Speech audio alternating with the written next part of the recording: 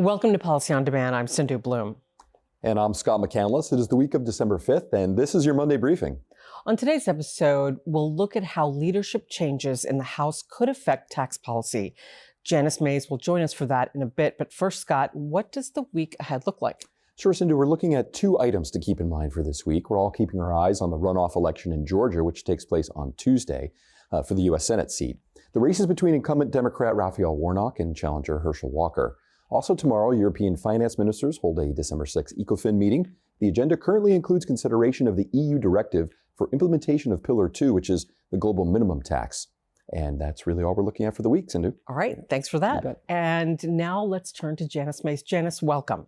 Thanks for having me. Janice, as we edge into December, the big goal for Congress remains funding the federal government.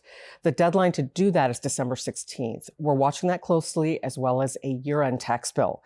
We'll see House leadership change for the next Congress in January, but are those future changes affecting negotiations in the lame duck session? Absolutely, yes. It is difficult sometimes with change. The first thing that's still happening is the election kind of being slowly decided has taken the focus away from decisions about the end of the year.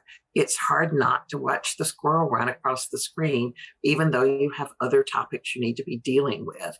So some has flowed from the difficulty in resolving things. Even tomorrow's Georgia runoff is still getting attention beyond appropriations, et cetera. It's just difficult. But in the House especially, the leadership change for the Republicans isn't resolved yet. Kevin McCarthy hopes to become the new Speaker of the House next year. But when his internal elections and his caucus, when in that context, 31 of his members voted against him, he's got to get back all of but about 5 of those to vote for him on January 3rd. So he's got a new kind of a restive caucus. There are more Freedom Caucus members, more very conservative members who don't want him to compromise with Democrats at the end of the year and want to wait and have those compromises next year when they're in charge more. So that's really is truly affecting things. He's got to do something with that.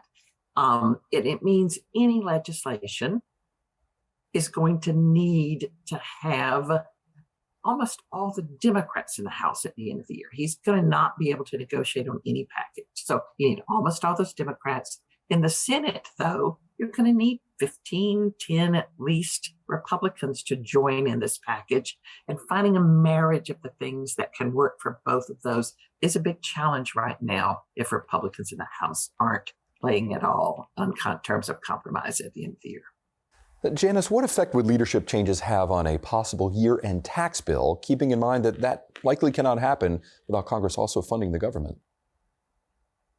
Those leadership changes are also having an effect on the specifics that might be agreed to at the end of the year. Right now, they're having more difficulty in Congress figuring out a long-term appropriation bill. That's a threshold for any decisions on tax issues writing. And then those tax issues have to please House Democrats, because they're going to be the main ones voting for this package at the end of the year, and yet include some Republicans in the Senate, 10 to 15 or so in that context. So right now, what's happening, what's getting caught up in that leadership division and the inability of House Republicans to go is the Senate Republicans are also becoming more worried about what they can deliver from their caucus. They have 10 or so members now who are really agitating to wait until next year in this package. So the things they can deliver get narrowed, and that's affecting our tax issues at the end of the year. Right now, the Republican caucus is having trouble navigating doing anything on the thing Democrats want the most at the end of the year, and that is any expansions of the child tax credit. They may not be able to deliver anything, even the smallest dollar expansions of the child tax credit. That's the thing that was married to Section 174 R&D, going back to January 1 of this year and not having amortization through these next 4 years, including the current year that we're in. And so things are just getting harder. It's becoming less likely that a deal can be made between those two things because the child tax credit may fall off the page altogether. The question then will become, can Democrats agree to something like expansions of low-income housing tax credit or something that's more bipartisan. And then that could be married with Section 174. The other problem with these kind of end-of-the-year dispersions that are there is that Section 163J, the interest on the limitation on interest deductions and bonus depreciation, which tightens at the beginning of next year, are becoming less and less likely, even if they can decide on an end-of-the-year package among all this controversy. So Janice, I want to turn to a topic that we talk about off and on here because it is so critical. Last week, bipartisanship, but last week, Congress passed legislation to avert a rail strike, which could have really hit the economy hard, and as could failure to fund the government. Do you think the way in which Congress moved to address a possible strike is an indication of how bipartisanship can work on select issues? On very select issues, yes, I do. And I think it still can. If there's an emergency that faces the country, and that was such a thing, they can generally find their way forward. But next year's Congress is going to be even more partisan than this year's Congress was. So those issues are going to be rare where they find solutions. We're going to be facing the debt limit increase next year. That's one of those cases where they need to find a way to come together. I think they're going to be challenged. It will take them a while to figure that out. And in the end, usually governing overrides partisanship when it's a true emergency. But I think it'll be limited to those kinds of things. So Janice, finally, when you think about how new congressional leadership might affect future tax policy, where do you think companies should focus their attention? Getting to know members of Congress, getting to know senators and House members. The Ways and Means Committee is going to have 10 new members on it.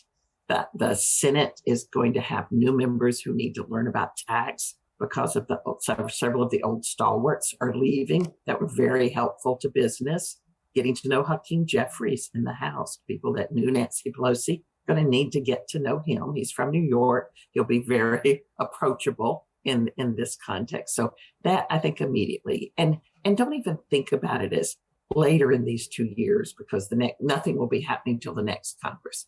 Messages about where the two parties stand on tax in that 2025 debate over taxes, which we all know is coming. They're going to begin to build those messages right away. So you need to be educating right away. Great advice as always. Janice, thank you very much for being with us. Thanks for having me. And to our viewers, be sure to check out the latest Week in Review with Todd Metcalf, included in the description of this episode. And stay tuned for this Friday's Week in Review. As always, thank you for spending this time with us. Have a great week, and we'll see you next time.